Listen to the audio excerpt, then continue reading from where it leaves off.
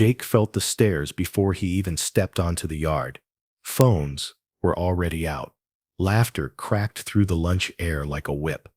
And at the center of it all was Zach, Westridge High's golden boy, mocking an old man with a limp and a cane. But Jake didn't drop the hand in his. He gripped it tighter. That hand had steadied him his whole life. Now it trembled from a war no one at this school even remembered. Jake kept walking, because this wasn't about popularity. It was about promise. And what Jake didn't know was that someone else had been watching.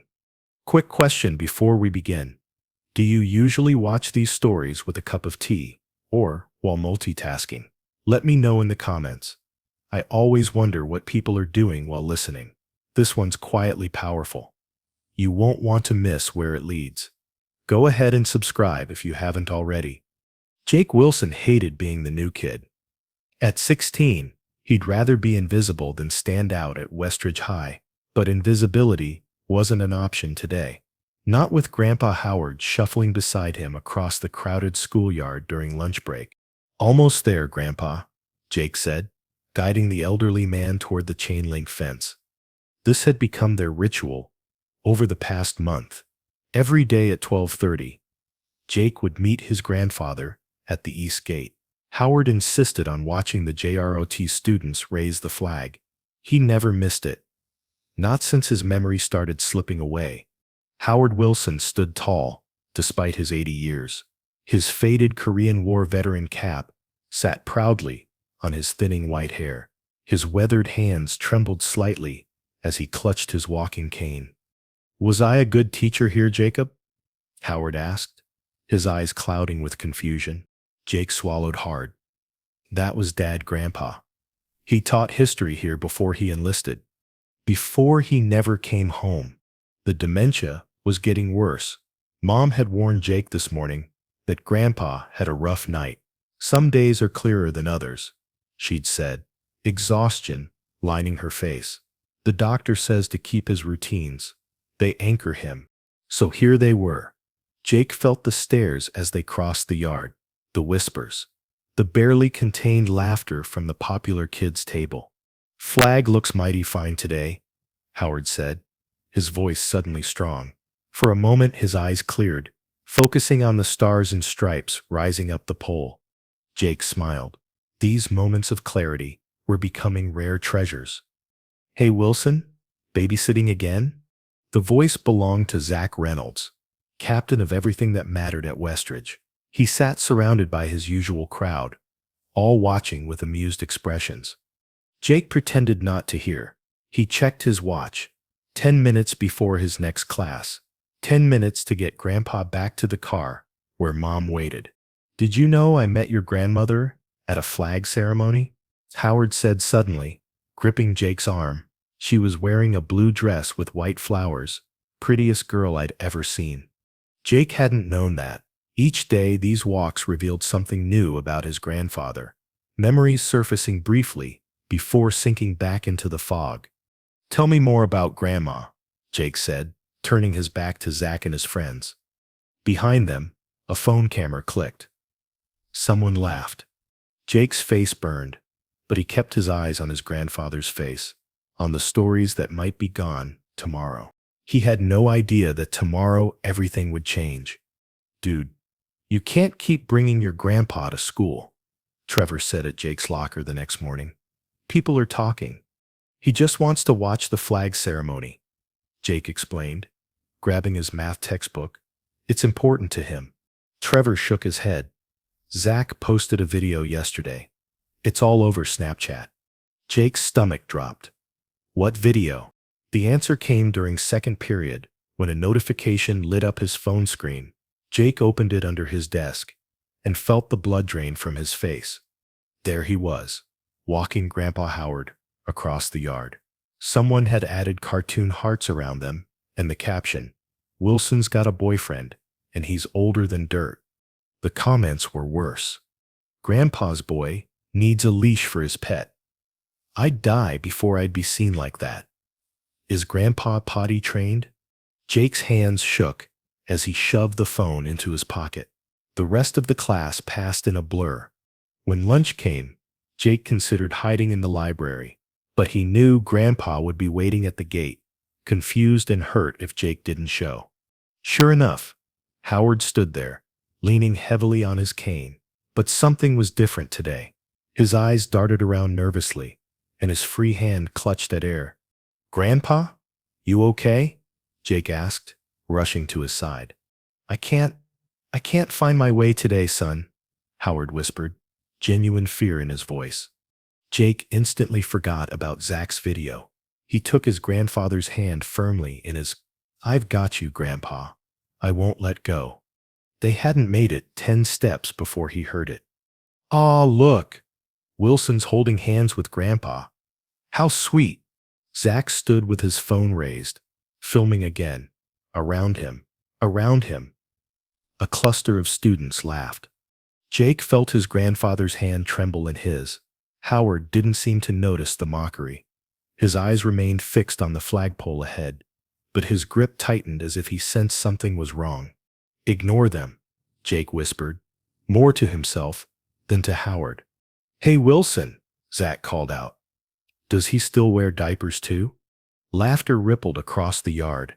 Jake's face burned. Every instinct screamed to drop his grandfather's hand, to run. Instead, he straightened his shoulders and kept walking, guiding Howard to their usual spot by the fence. "Flag looks different today," Howard murmured, his eyebrows furrowed in confusion. "It's the same flag, Grandpa," Jake said gently. "Same as yesterday." "No," Howard insisted. "Something's changed." As they stood there, Jake felt his phone vibrate repeatedly with notifications. More comments. More mockery. He didn't look. What he didn't know was that someone else was watching too. Someone who recognized the cap Howard wore. Someone who understood exactly what had changed. "I can't do it anymore, Mom," Jake said that evening, pushing mashed potatoes around his plate. "Everyone's laughing at him, at us." Sarah Wilson looked up from helping Howard cut his chicken. Dark circles underlined her eyes, the permanent accessories of a woman working full-time while caring for both a teenager and her father-in-law. "Your grandfather doesn't notice the other kids," she said quietly. "But I do." Jake's fork clattered against his plate. "You should see the videos they're posting." Howard looked up, momentarily lucid. "Something wrong, Jacob?" Jake softened his voice. "No, Grandpa. Everything's fine." After dinner, Jake helped Howard to his favorite chair while his mother cleared the table. The evening routine was always the same. Grandpa would watch Jeopardy, doze off halfway through, then Jake would help him to bed. "Mom," Jake tried again as they washed dishes, side by side. "Maybe we could hire someone to take Grandpa during lunch? Or he could just come for the Veterans Day ceremony next month instead of every day?" His mother's hands stilled in the soapy water. "Jake, there's something I haven't told you." The heaviness in her voice made Jake's chest tighten. "The doctor called yesterday. Your grandfather's condition is progressing faster than they expected." She wiped her hands slowly on a dish towel. 6 months, maybe less. The kitchen suddenly seemed airless. 6 months? Until what? Until he'll need full-time care. He won't recognize us anymore. She looked toward the living room, where Howard sat humming along with the Jeopardy theme. "These walks to your school, they're the last thing that consistently brings him joy. Seeing that flag, being near young people, it matters." Jake leaned against the counter, the weight of her words sinking in. 6 months, maybe less. "What about what matters to me?" he whispered. "I have to live at this school after He couldn't finish the sentence. His mother touched the gold star pin she always wore, a reminder of Jake's father. "Your dad would say there are worse things than being laughed at for doing the right thing." In the living room, Howard called out, "Jacob, come see this question about Korea." Jake found himself moving toward his grandfather's voice. "Look there." Howard pointed at the TV with surprising clarity. "That's where I served. 2nd Infantry Division." Jake sat on the arm of the chair. "You never really talk about Korea, Grandpa." Some things you don't talk about, Howard replied, his eyes suddenly distant. But you never forget the men who stood beside you. Something clicked in Jake's mind. The mockery at school felt smaller somehow, set against what his grandfather had endured. I'll meet you at the gate tomorrow, Grandpa, Jake said, making his decision. Same time as always. What Jake didn't know was that the videos mocking him and his grandfather had already spread beyond the school. They were reaching people who understood exactly what Howard's faded cap represented, and they weren't laughing. Can anyone tell me why the Korean War is often called the Forgotten War? Miss Chen asked, scanning the history class. Jake kept his eyes down. After another walk with Grandpa at lunch, another round of stares and whispers, the last thing he wanted was attention. Because it happened between World War II and Vietnam, someone answered. People just didn't pay attention. Miss Chen nodded. Partly, but also because those who served there rarely spoke about it. The conditions were brutal. Temperatures dropping to 40 below zero. Men losing limbs to frostbite. Fighting an enemy they couldn't see. Jake looked up. His grandfather never mentioned any of this. Over 36,000 Americans died, Miss Chen continued, flipping to a black and white photograph of soldiers huddled in snow. But those who returned found a country that barely acknowledged their sacrifice. After class, Jake lingered, studying the photographs on Miss Chen's wall. In one, soldiers carried a wounded comrade through knee-deep snow. Your grandfather was there, wasn't he? Jake turned, surprised. How did you know? Miss Chen smiled sadly. His Korean War veteran cap. I recognized it immediately. My father wore one just like it. She paused. I've seen what's happening in the yard during lunch. Heat rushed to Jake's face. You've seen the videos? I've seen a young man showing remarkable character, she corrected, pulling a book from her shelf. This might interest you. The book was titled Chosen Few, Heroes of the Frozen Chosen. She opened to a page with a photograph of young soldiers, their faces gaunt with exhaustion. The Battle of Chosin Reservoir, she explained. December 1950, 17,000 American troops surrounded by 120,000 Chinese soldiers in the worst winter in a century. Jake stared at the photo. Was my grandfather there? Check his service record. Men who survived Chosin were different. They never left a man behind, no matter what. Something shifted in Jake's understanding. The daily walks with his grandfather weren't just about a confused old man watching a flag. They were about who Howard had been, who he still was beneath the fog of dementia. That afternoon, Jake found his grandfather's service medals in a box in the attic. Among them, a blue ribbon with white stars. The Presidential Unit Citation. The citation mentioned Chosin Reservoir. Jake carefully returned everything, except one small item, a faded photograph of young Howard standing proudly in uniform. He slipped it into his wallet. The next morning, Zach was waiting by Jake's locker. Got a surprise planned for Grandpa daycare today, he smirked. Hope you're ready for it.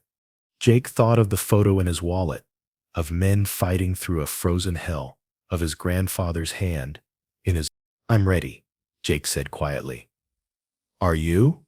He didn't understand his own words yet, but by tomorrow, everyone would.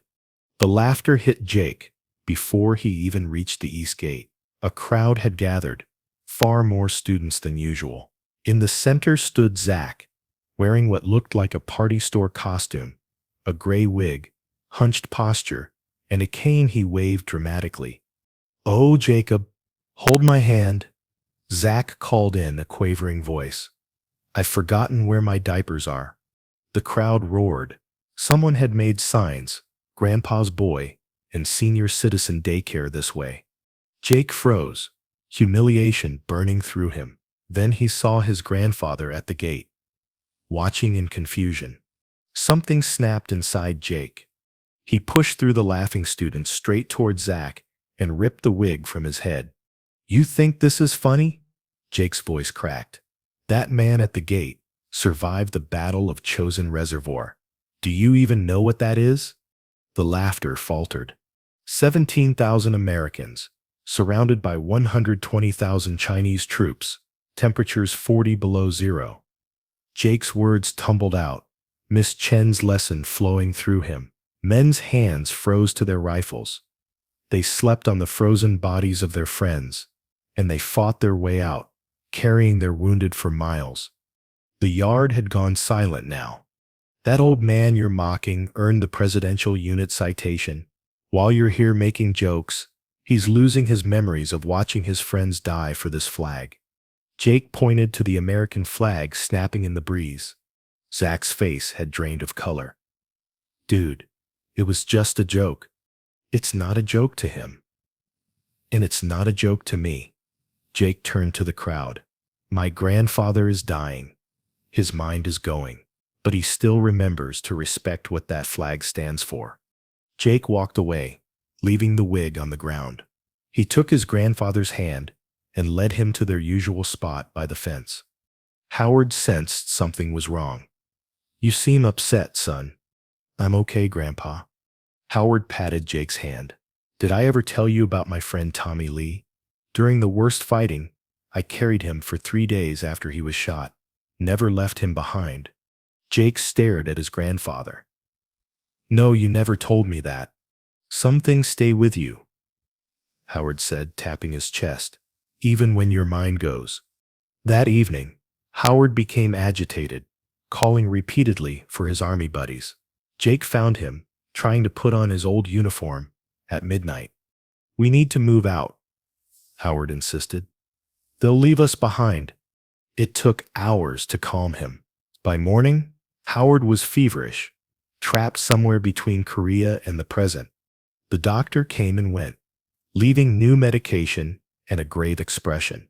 These episodes can accelerate the decline, he told Jake's mother. Try to avoid triggers or upsets. Jake sat at the kitchen table, head in his hands. His confrontation with Zach had upset his grandfather more than the mockery ever had. I made everything worse, he whispered to his mother. Sarah looked exhausted, but resolute. Your grandfather needs stability now. No more school visits for a while. Jake nodded, throat tight with guilt. What he didn't know was that his words in the schoolyard had reached far beyond his classmates. Someone had recorded his defense of his grandfather, and this video was spreading too, touching people Jake had never met. Howard didn't get out of bed the next morning, or the next. Just tired, he murmured when Jake brought him breakfast. But his eyes kept drifting to the window, as if looking for something. Jake tried to fill the void left by their canceled walks. He brought Howard photo albums, read him the newspaper, even set up a small flag by his bedside. Nothing worked. He's missing his routine, Jake's mother said after Howard barely touched his dinner. The doctor says structure is important, but I ruined it, Jake finished.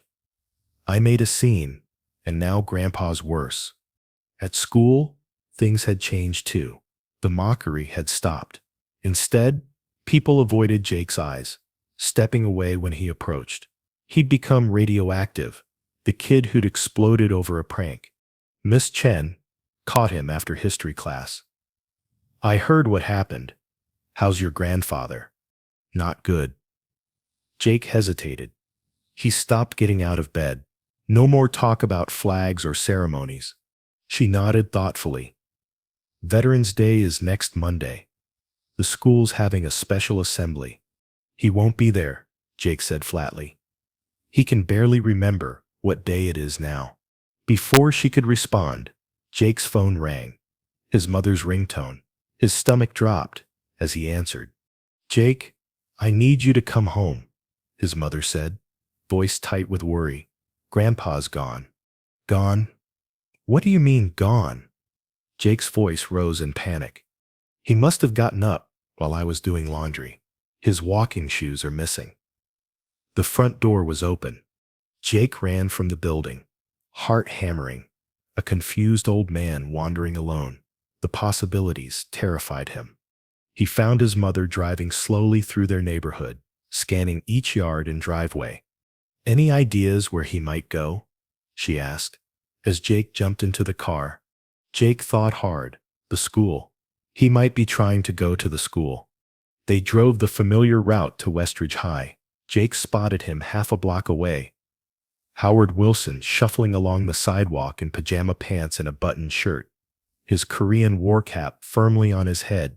"Grandpa," Jake called, running to him. "We were so worried."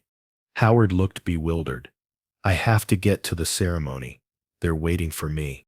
"What ceremony, Grandpa?" "Flag ceremony. You said you'd meet me." Jake felt like he'd been punched. His grandfather had been trying to keep their routine, the one Jake had abandoned. "I'm sorry," Jake whispered, taking his grandfather's arm. "I should have been there." Howard allowed himself to be led back to the car, muttering about being late for something important. That night, Jake sat by his sleeping grandfather's bed, turning over a decision in his mind. The doctor had warned against upsets or triggers. His mother had ended the school visits. The kids at school might still laugh. None of that seemed to matter anymore. Jake took out his phone and typed a message to Miss Chen. "Is that Veterans Day assembly still happening Monday?" Her response came quickly. "Yes." "Why?" "Because we'll be there," Jake typed back. "Both of us." He had no idea what awaited them on Monday. No idea that his words in the schoolyard had set something much bigger in motion. No idea that Veterans Day would change everything. "Are you sure about this?" Jake's mother asked Sunday night. "The doctor said." "I know what the doctor said," Jake interrupted, laying out his grandfather's best clothes, pressed slacks, button-down shirt, polished shoes. "But Grandpa's getting worse anyway. At least this way, he gets to do what matters to him." Sarah studied her son's face. "This isn't just about Grandpa, is it?" Jake paused, his hand resting on his grandfather's Korean War veteran cap. "I need to finish what I started," he admitted. "I walked away. I let them win." His mother opened her jewelry box and removed a small pin, a gold star surrounded by a wreath of laurel. "Your father wore this on his dress uniform," she said, pressing it into Jake's palm. "It stands for courage under fire." Jake closed his fingers around the pin. "Dad would have known what to do from the start." "He would have done exactly what you're doing now," she replied, "standing by family, no matter what." Monday morning arrived crisp and clear. Perfect weather for Veterans Day. Jake helped Howard dress, carefully explaining their plan. "We're going to a special ceremony at my school, Grandpa, for Veterans Day. You'll get to see the flag raised." Howard seemed to understand, nodding as Jake pinned medals to his chest, tokens of valor from a war most had forgotten. "Will Tommy Lee be there?" Howard asked, his mind slipping again. Jake secured the Korean War cap on his grandfather's head. "I don't think so, Grandpa, but lots of people who respect what you did will be." The drive to school felt longer than usual. Jake had texted Miss Chen that they were coming, but otherwise made no announcements. Part of him dreaded facing Zach and the others. What if the mockery started again? What if the stress triggered another episode for Howard? As they parked, Jake pinned his father's gold star to his own collar. Whatever happened, he wouldn't back down this time. "Ready, Grandpa?" Jake asked, helping Howard from the car. Howard straightened his back, some old instinct bringing military bearing to his posture. "Ready, son?" Jake took his grandfather's hand firmly in his. Together they walked toward the east gate. The schoolyard looked different today. Red, white, and blue bunting decorated the main entrance. A podium had been set up near the flagpole. Jake scanned the yard nervously for Zach or his friends. Instead, he spotted Miss Chen waiting by the gate, smiling at them. "Perfect timing," she said warmly. "The ceremony's about to begin." As they approached the crowd gathering near the flagpole, Jake squeezed his grandfather's hand. Whatever happened next, they would face it together. He had no idea that behind the school building, something extraordinary was taking shape. Jake heard them before he saw them. A rhythmic sound, the unmistakable cadence of military boots striking pavement in unison. The crowd near the flagpole turned toward the noise. Around the corner of the school building marched 24 men and women in military uniforms. Some wore modern camouflage, others dressed in the formal attire of their branches. Navy, Army, Marines, Air Force, all moving with disciplined precision. At their front walked a tall man with silver hair, calling cadence in a voice that carried across the schoolyard. The students fell silent, parting to create a path from the east gate to the flagpole. The veterans formed two perfect lines along this path, facing inward. Jake froze, his grandfather's hand still in his. "What's happening?" he whispered to Miss Chen. She smiled. "Your words reached the right people. That video of you defending your grandfather went viral in veterans groups across the state." Jake looked back at the uniformed men and women, now standing at attention. "They came for Grandpa? They came for both of you." The silver-haired leader approached them. He saluted Howard crisply. "2nd Infantry Division, sir. Chosen Reservoir?" Howard's eyes cleared, recognition flashing across his face. He straightened his back and returned the salute with surprising steadiness. "Who are you, soldier?" Howard asked. "Captain James Reynolds, Marines, retired. My father served with you in Korea." Reynolds. The name hit Jake like a thunderbolt. He scanned the crowd and found Zach standing nearby, shock written across his face. Captain Reynolds turned to Jake. "Your grandfather's unit saved my father at Chosen. Without men like him, I wouldn't be here." He extended his hand. "Thank you for reminding us what respect looks like." Jake shook the man's hand, speechless. "We'd be honored if you would walk with your grandfather through our formation to the flagpole," Captain Reynolds continued. "The ceremony can't start without our guest of honor." Howard seemed to grow taller, more present than he had been in months. "Ready when you are, Captain." Jake and Howard began walking between the lines of veterans. As they passed, each service member snapped to attention and saluted. The schoolyard remained absolutely silent, except for the soft thud of Howard's cane against the pavement. Howard returned each salute, his movements automatic, muscle memory overriding the fog in his mind. They reached the flagpole, where the principal waited. "Mr. Wilson," she said to Howard, "would you do us the honor of raising our flag today?" Howard released Jake's hand and stepped forward. Two young JROTC cadets handed him the carefully folded flag. With movements that suddenly possessed none of his usual tremor, Howard helped attach the flag to the line. Then, with the cadets' assistance, he began to raise it. As the flag climbed toward the bright November sky, every veteran held their salute. Every student watched in silence. And Jake finally understood what his grandfather had meant about some things staying with you, even when your mind goes. Some things live in the heart forever. The school courtyard transformed in the weeks that followed Veterans Day.